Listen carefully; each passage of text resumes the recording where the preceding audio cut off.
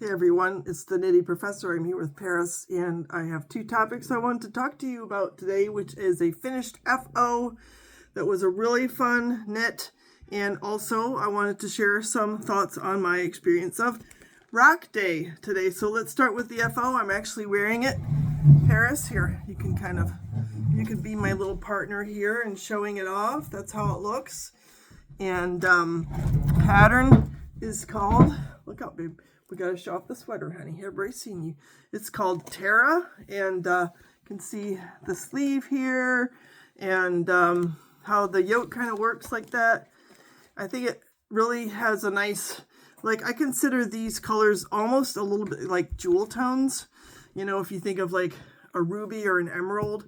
And I'm going to show you the pattern. So this book, I don't know if this pattern is available in English. So as you all know, you've seen enough of me now to know that I'm a German professor. I speak German, so I've been doing videos in that language. And this is the only book I have so far that's about knitting in German. And I love the patterns in here. I was really thrilled when I found it. So, I mean, I want to knit that sort of, it's like a Viking dragon kind of. To me it looks like seahorses. Let me see if I can get a better picture of that one. But there's some I saw this on the German Amazon. I was like, yeah, I've got to have that. And I felt lucky that I was able to snag it. Here's a picture of a child. You know how like on Viking boats they have that kind of dragon sometimes at the front? Actually, I saw a really cool show yesterday about cats that showed that the Vikings are responsible for bringing orange cats like mistletoe across the world because they were bred in Egypt and the Vikings kind of cottoned to them and they're like, oh, we want orange cats. And then they were traveling all over the place and they brought orange cats around. Hey, you're not an orange cat, you're a dog, so we don't want to hear that. But in any case, this book is a fantastic book. And, you know, you could get it and just put the patterns in ChatGPT and have it translate them. And I'm sure you could figure out. And a lot of these are really traditional construction. Sorry about the dog clock. Dogs and cats, that's like the whole world around here. My son he's been brushing off his husky and I'm like, save the fur so we can knit dogs too. So this is the original pattern. That's what it looks like. And so, I mean, you can see the similarity, right? Like, especially if you look at the sleeves and her sleeves. Okay, so I really did knit this pattern, I promise. But obviously the colors, Paris, you're kind of pooping up there a little. The colors make it look really different because we're like bringing out different aspects of the pattern. But I think you could use any color palette you want. So if memory serves, this has 5 colors, and I had to make my own little key here. So I made my own little key about the, like, GF is the Grundfarbe, that's the foundational color, and then they have the other colors for the yoke, and so there's a total of 5 colors. And you could do like me, like a more neutral base color and then kind of play around with the jewel tones.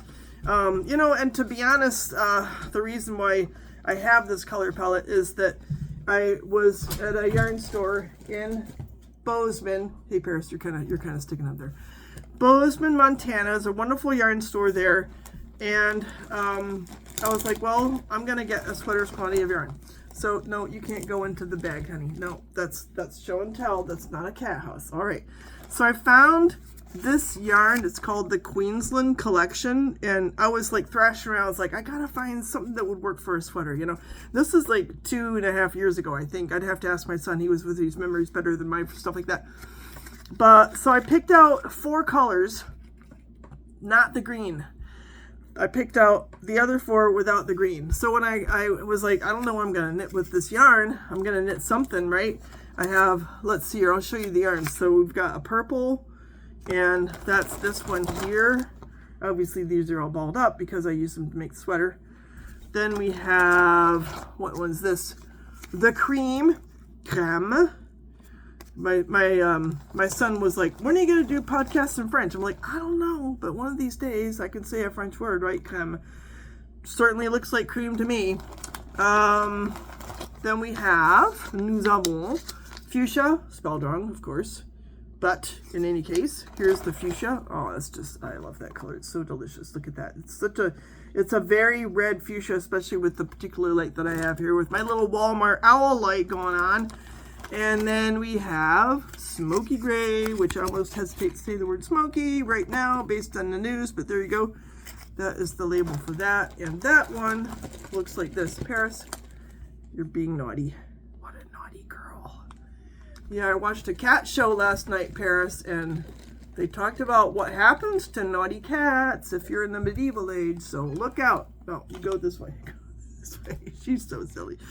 So then I was like, I need a 5th color, and I was kind of inspired by the colors. Well, you know, it's got this green in here, and I was like, well, that's a really good color. Of course, now I can't find the pattern. So obviously this is the olive green is sort of the main color, but I thought, you know, I should integrate the green in my sweater. And I had this ball. So give you a look at that. I just think it's gorgeous. I'm a big fan of this kind of yarn. I love, what's it called? Spin cycle yarn. It's like with the little pirate logo. That's my kind of yarn. I like to spin that kind of yarn. So, hey. The dogs are going nuts. My son isn't home to play with this husky. But here we have Mountain Colors. So I bought this in Omaha, hand painted. It's a gorgeous color, superwash yarn from Montana. It's called Grasshopper Falls. I think that's the name of the color. See if you can read that there. Grasshopper Falls. Looks to me like that was blurry. But River Twist, it's a merino wool and hand dyed. I just adore it. I just think it's lovely. And it kind of, you know, it really pops. It really pops. So when I was able to land on this color palette, then I was able to get going, finally using that yarn. And let me tell you about the blend of this yarn, because it's just yummy. It's really good. Hey, Benny, no one cares. 85% wool, 10% silk, 5% cashmere. So it's a very buttery kind of texture. It is so soft and pleasant to work with. I haven't blocked this yet. I apologize. I need to. And one of these, I might do it within the year. I'm just enjoying wearing it. So that's the sweater. And I wore it. So at Rock Day, we have show and tell. So I belong to the Prairie Fiber Arts Guild. We're here in South Dakota. We have Rock Day. Hey, calm down. In a very small town, it's called Groton. There's this whole, there's this little cadre or enclave of towns where I live.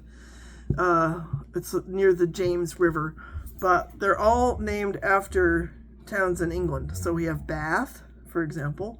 I'm in Aberdeen. We have Ipswich and Groton. And apparently, you know, the people who came over here, they were probably Easterners, a lot of them, following the railroad stuff. They're like, we've got to have the English names for our towns. So Groton is where we had Rock Day. We met in the community center. It was like a 10 to 4 kind of thing. Shh. They're just going at it. Hey, come here. Come here, Sparky. Come here. Be a good girl. Pets. We have one dog too many because my son's here, and yeah, his dog is very aggressive. So anyhow, so we were at the community center. We had potluck, and I'd say about half of the women were spinning. Some were knitting, some were felting, some were crocheting. It was just a really nice group. It was kind of an interesting travel day because we had I'm going to call it 1.5 inches of snow. And when I drove out there, the road was covered with snow, and I was like, ah.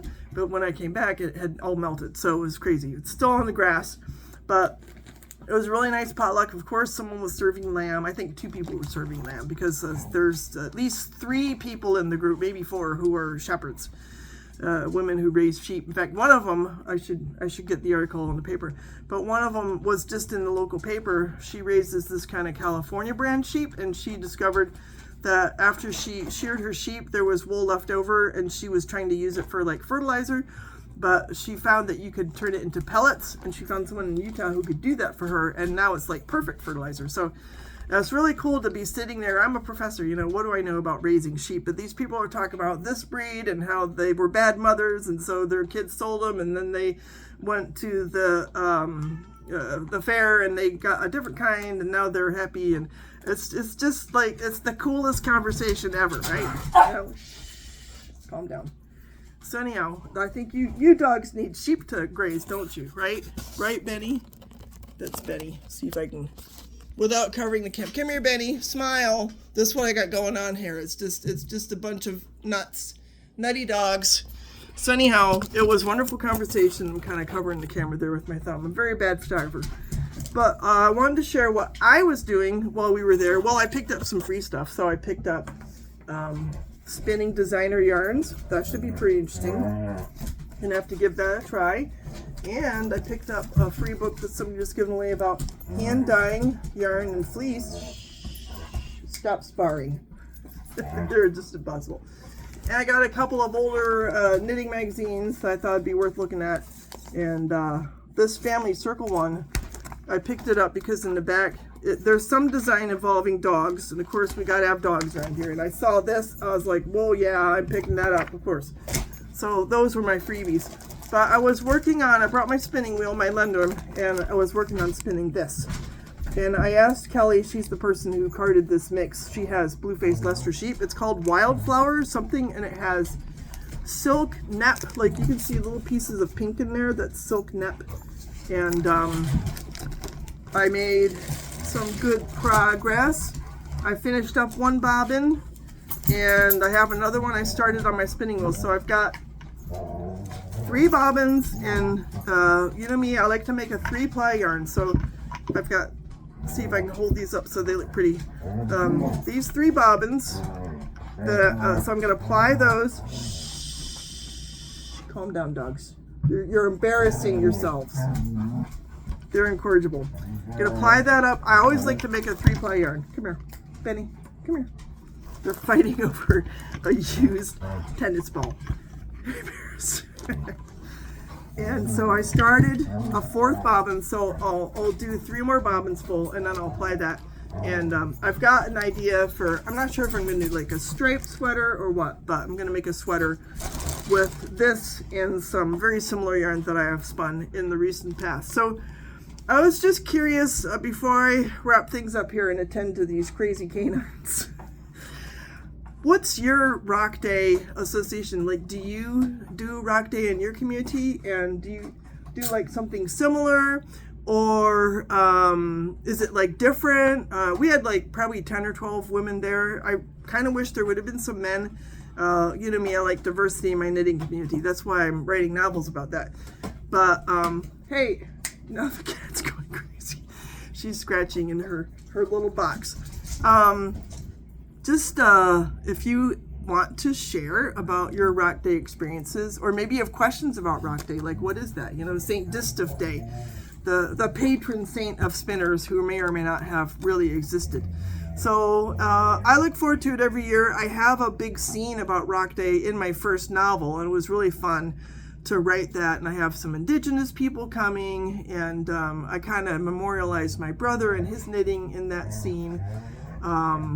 So it's an event that's kind of dear to my heart, and I think it's dear to the fiber community. So I'd love to hear what your thoughts are on Rock Day. And yeah, I guess I better separate the dogs before they start chewing each other alive. So anyhow, hope you enjoyed this video. Hope you like the new FO. And I'll be back in a couple more days with some more English language knitting adventures. Y'all take care and enjoy the rest of your weekend. Ciao.